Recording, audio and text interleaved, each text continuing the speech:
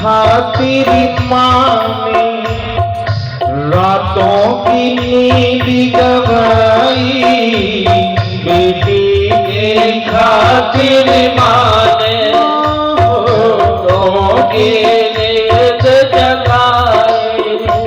उस बेटी ने खुशियों की जीते जी चिता जलाई। उस बेटी ने खुशियों की जीते जी चिता जलाई।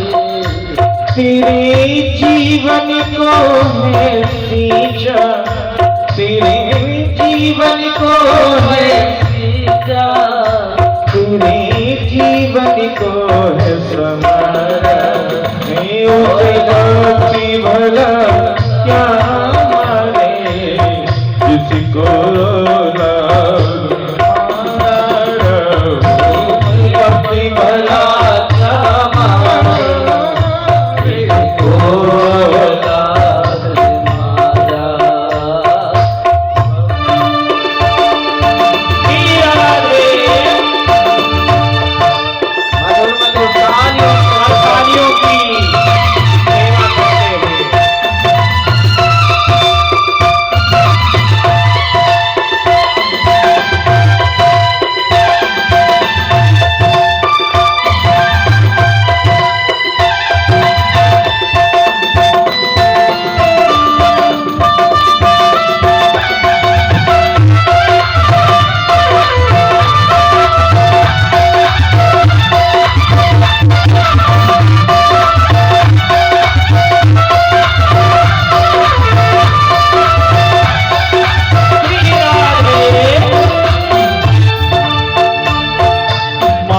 जिसको की इसी ममता का तूने के फर्ज निभाया। बाप के ममता का तूने के फर्ज निभाया। जिसने तुझे जन्म दिया है तूने उसी को ठुकराया। जिसने तुझे जन्म दिया है तूने उसको ठुकराया। उन्हें बीच भंवर में छोड़ा, उन्हें बीच भंवर में छोड़ा। जिसका ना कोई किनारा उसे वक्त भला क्या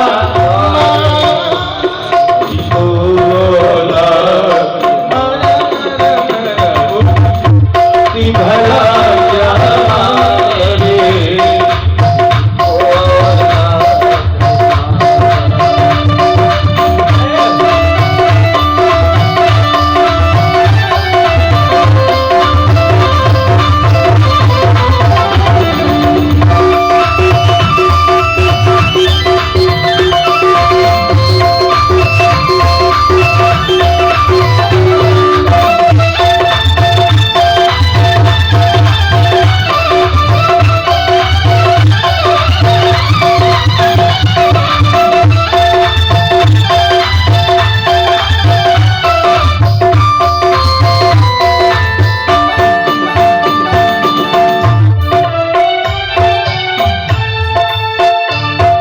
तेरा बेटा तेरे संग ऐसा बर्ताव करेगा। तेरा बेटा तेरे संग ऐसा बर्ताव करेगा। माँ बाप पे क्या गुजरी है तुझको मालूम पड़ेगा। बाप पे क्या गुजरी है तुझको मालूम पड़ेगा। उस दिन तू पछताएगा, उस दिन तू पछताएगा। तो भटकेगा मारा मारा उसे वक्त भला क्या मारे तुझको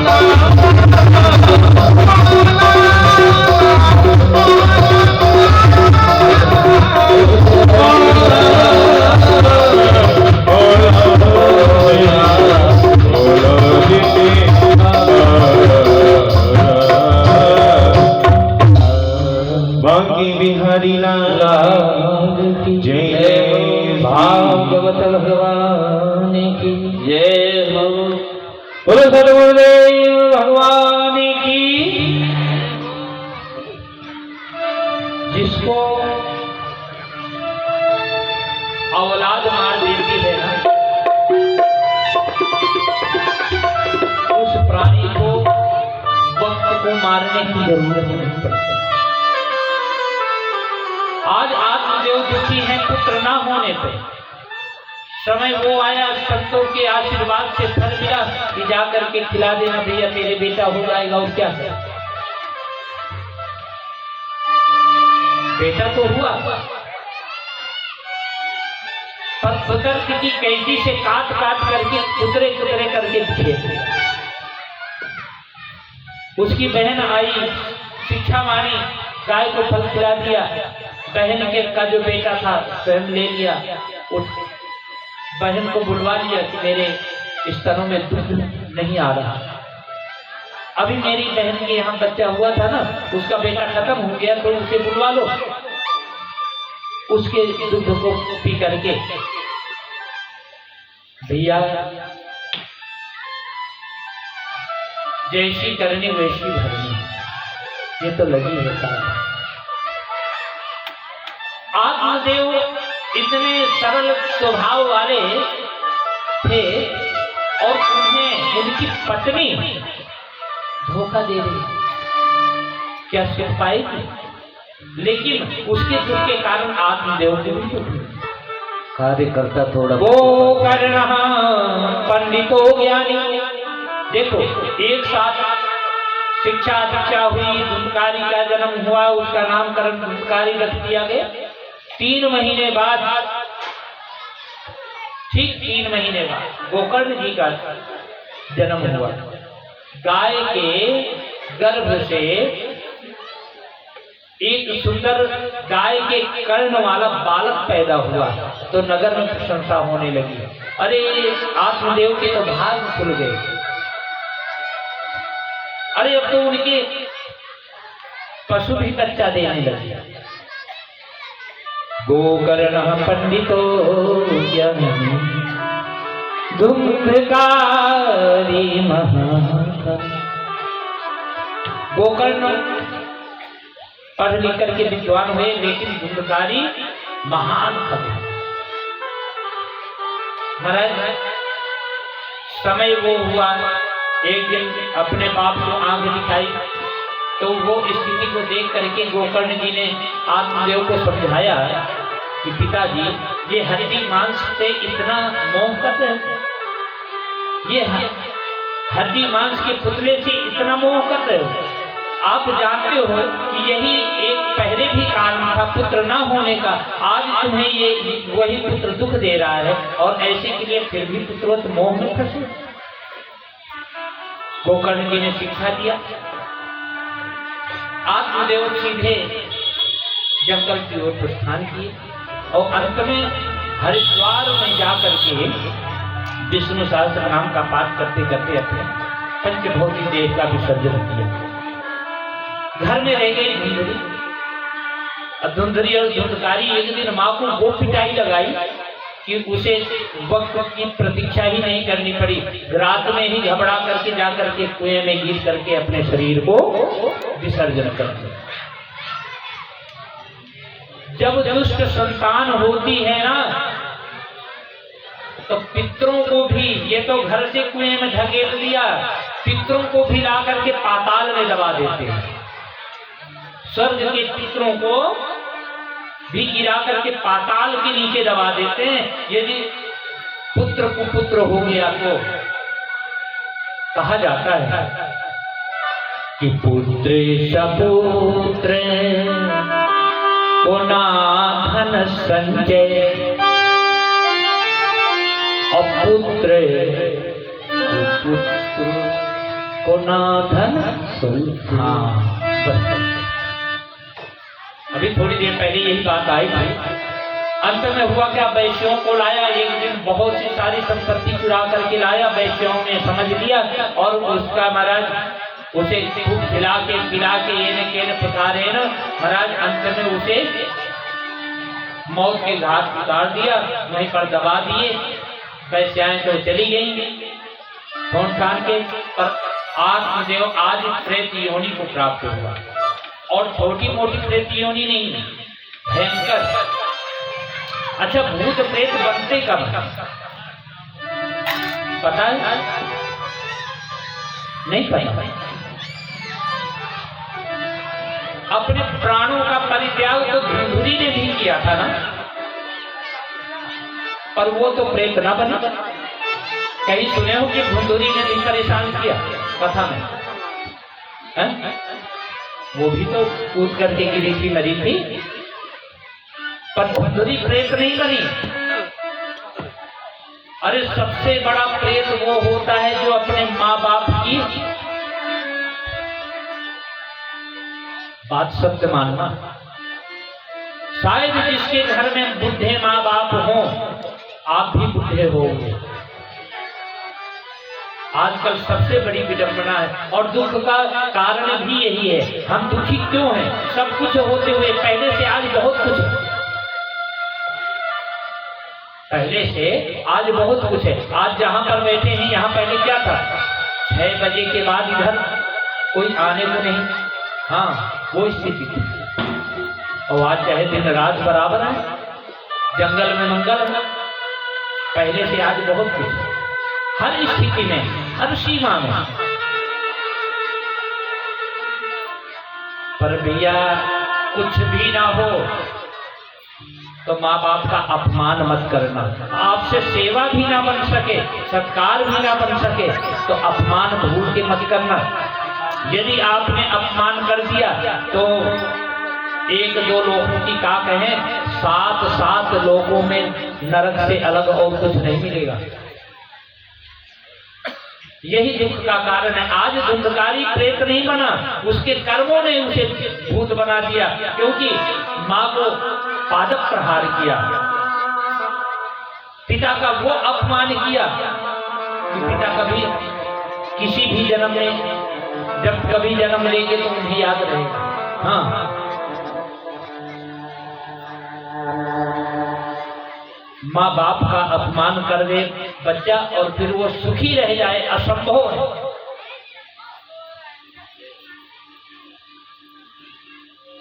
कितने बच्चे ऐसे हैं कि विदेश में हैं, माँ बाप यहाँ गौशालाओं में हैं। बोलो राधे राधे। अरे भैया सब कुछ व्यवस्थाएं हैं, माँ बाप को भी ले जाओ। जिसने तुम्हें जन्म दिया है तुम उसी को भूल गए।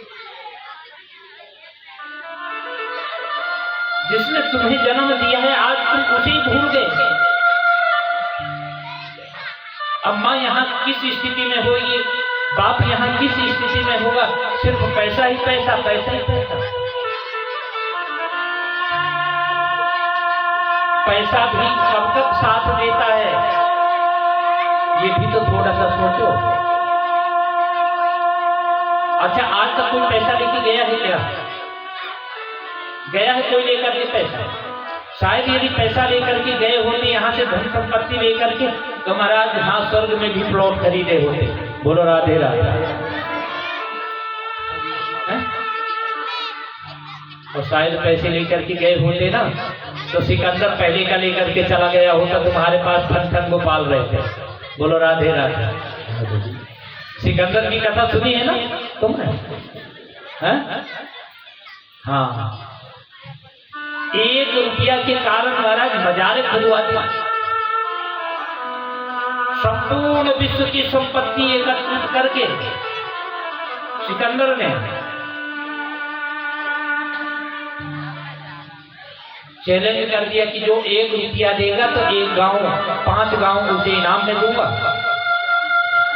5 गांव इनाम में दूंगा। ऐसा कहकर के घोषणा करवा दिया। घोषणा करवाया तो महाराज एक ने देखा कि मजार में 1 रुपया दवा है, उसे खोद करके लेकर के दिया। बोले पहले ये बता, तुझे दूंगा तो 5 गांव, पर ये बता ये रुपया कहाँ से मिला है? उसने कहा मजार से। सारी मजारें खुलवा दी। जिस दिन उसका ये पंचभौतिक देह विसर्जन हुआ, सब लोग पहुंचे कि देखते हैं भाई सिकंदर कितनी धन संपत्ति बांध के ले जा रहा है। तो महाराज वहां क्या गया, पाप और पुण्य लेकर के अवतरित होता है जीव और अपने शुभ अशुभ कर्मों को लेकर के प्रस्थान करता है जीव।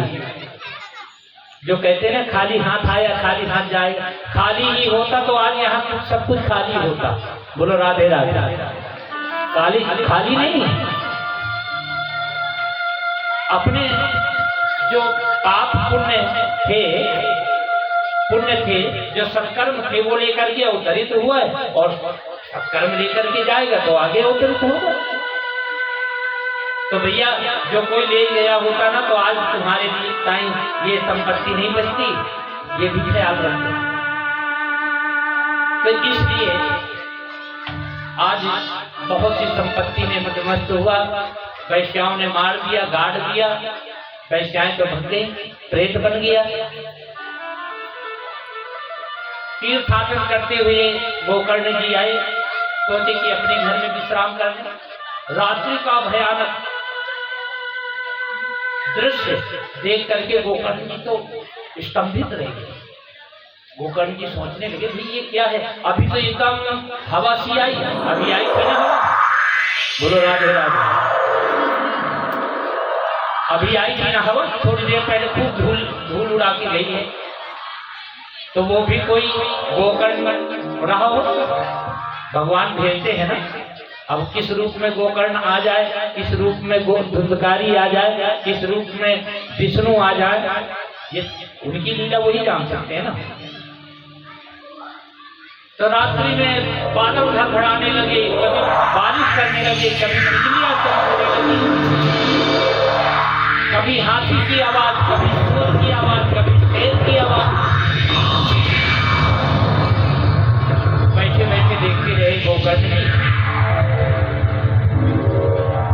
अपने कमंडल से जल निकाले, जैसे अभिमंत्रित करके छींटा लगाए, महाराज वाणी आ गई, शक्ति आ गई। जैसे शक्ति आई,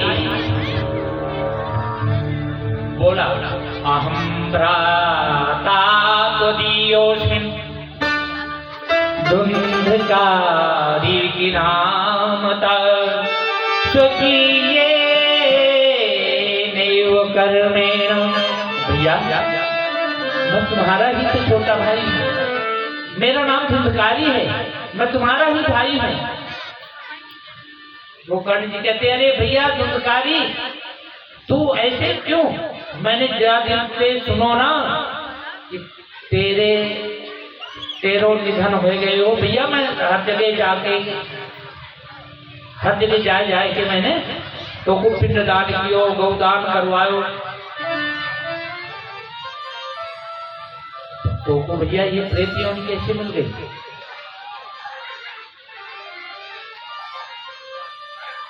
धुंधकारी जानते हो क्या कहता है? जब प्रेत बन जाते हैं ना तो प्रेत को सब कुछ पता होता है, तो इस पाप के कारण यहाँ पर आया। धुंधकारी कहता है सो कि ये नहीं वे कर्मेण, मैंने इतना निकृष्ट कर्म किया है, इतने निंदित कर्म किया है। मैंने अपने माँ बाप को, जो माँ स्वयं सूखे पे मुझे सुला करके स्वयं नहीं लेकर सोई है, उस माँ को मैंने जाने अपने पैरों से मार करके मृत्यु से घाट उतारा। भैया इतना बड़ा पापी हूँ कि एक दो गया क्या हजारों गया तुम कर लो, हजारों श्राद्ध कर लो, पर मैं तरने वाला नहीं हूँ। फिर कैसे करोगे भैया? बोले उपाय खोजो। उपाय के लिए है और उपाय खोजने लगे। स्वयं कोई किसी में सामर्थ्य नहीं थी कोई गोकर्ण जी को उपाय बता सके।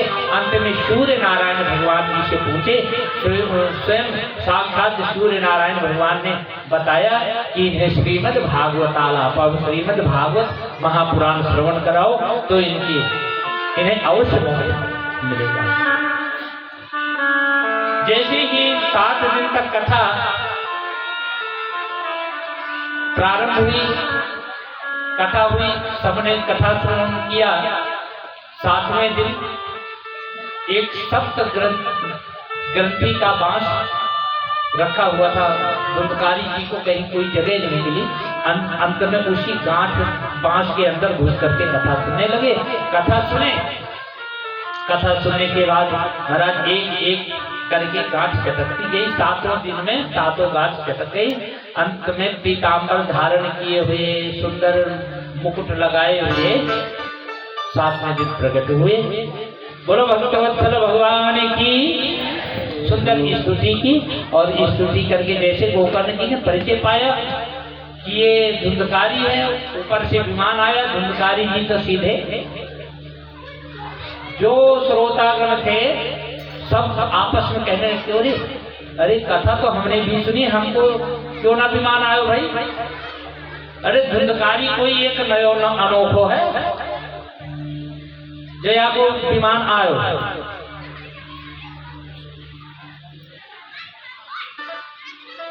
मन में विचार कर, अंत में गोकर्ण जी ने बताया, भैया कथा तो। गोकर्ण जी ने भी पूछा भगवान के पार्षदों से कि इसे अकेले क्यों ले जा रहे।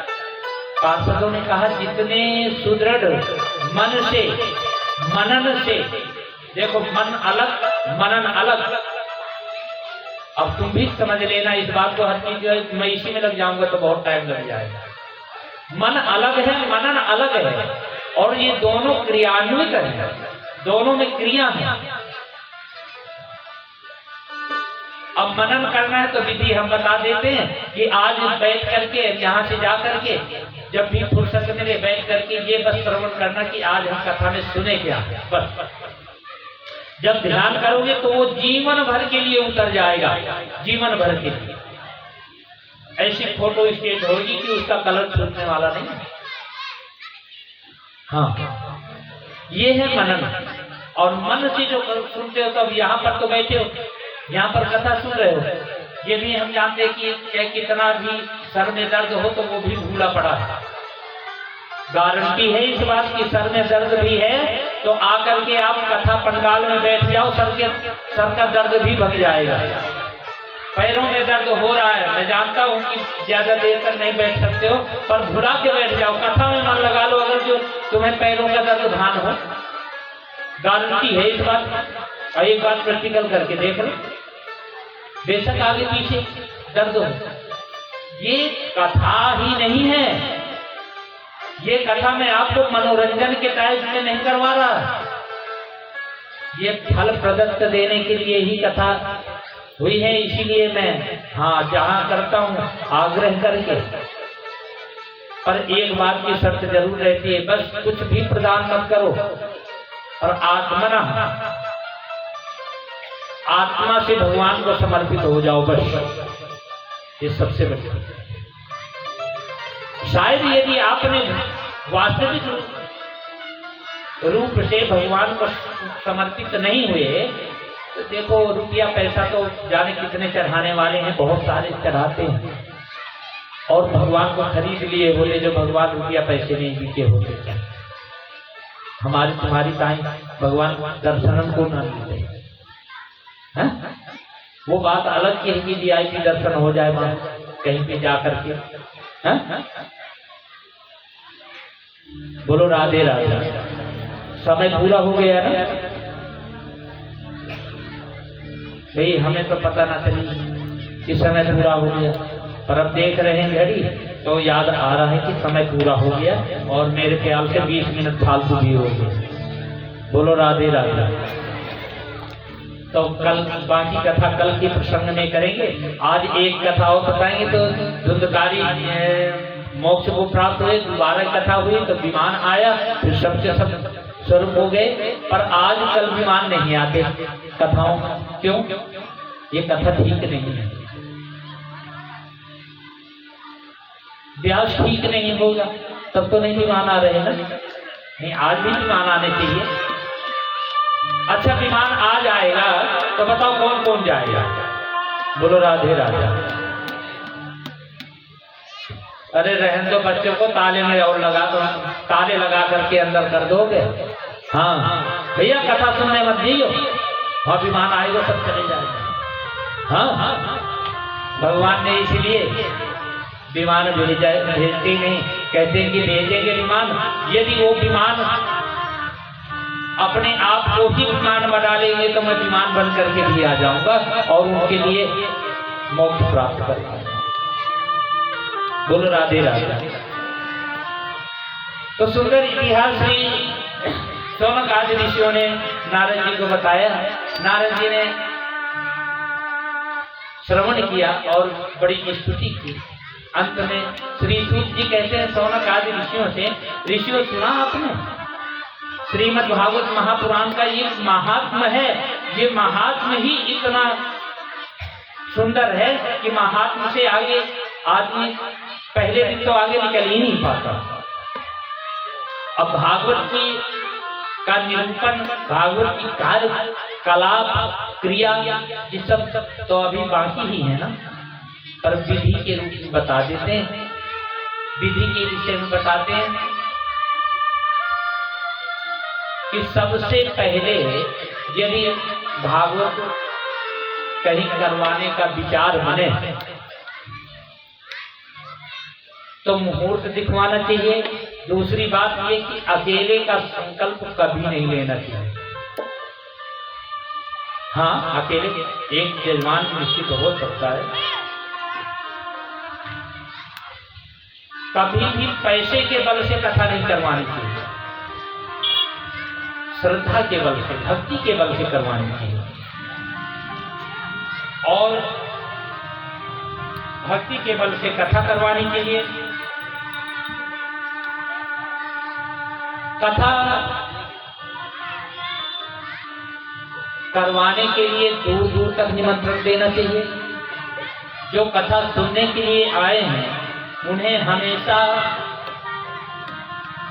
एजेंट की तरह कार्य करना चाहिए, यानी अपने आसपास पड़ोस में एक दो इनको करके लेके आना चाहिए साथ, ताकि उसका भी फल तुम्हें प्राप्त हो। कथा सुनने आओ तो खाली हाथ मत आओ। कुछ स्थान ऐसे बताए जाते हैं जहां खाली नहीं जाया जाता, चाहे वो गुरु का स्थान, मंदिर, राजा और भगवान का स्थान। इन स्थानों पर खाली हाथ नहीं जाते, कुछ न कुछ लेकर के जाना चाहिए। कथा सुनने आओ तो बिल्कुल हाँ मन से और तन से